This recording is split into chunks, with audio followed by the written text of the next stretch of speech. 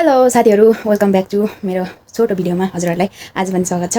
अनि आज चाहिँ म खोर्सानी टिप्न जानेवाला छु। म आफ्नै बारीमा फलाएको हेर्नु हैन त साथीहरु। ल लेट्स गो। साथीहरु के गर्नु, कति छिटो रात पर्यो हो। हेर्नु न कस्तो खोर्सानी देखाउनु मन थियो तपाईहरुलाई म, तर के गर्नु रात परेर अँध्यारोमा खासै देखेन। त्यो पनि अब टिपेर देखाउँछु ल। हेर्नुस् ल साथीहरु, मेरो खोर्सानी यति धेरै फलेको छ अनि पाकेर यहाँ लटरम्म भएको रहेछ के।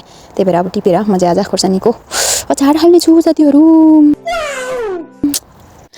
फाइनली गाइज मैले चाहिँ खोर्सानी टिपेर ल्याएँ। यति धेरै फलेको रहेछ भन्नु मिलेन, अलिकति छ कि धेरै चाहिँ फलेको छैन। अनि तर कस्तो फल्यो क्या, यस्तो पाक्यो, यस्तो रहर लाग्दो भयो कि मलाई चाहिँ। म चाहिँ एकदम खुसी छु साथीहरु। साथीहरु खोर्सानी टिपेर ल्याएँ हैन अचार हाल्ने भनेर, तर कस्तो कन्फ्युज भएँ क्या म त। के गर्नु साथीहरु, किन चाहिँ म कन्फ्युज भयो भने नि साथीहरु,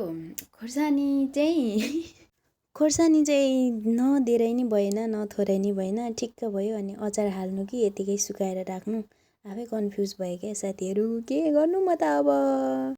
म चाहिँ सोचे हैन साथीहरु। अनि मैले चाहिँ निर्णय गरिसकेँ, म चाहिँ अब खोर्सानीको अचार चाहिँ हाल्दिनँ आज। अनि अर्को पनि पाकेपछि हाल्छु होला सायद। अनि त्यतिकै सुकाएर राख्छौँ।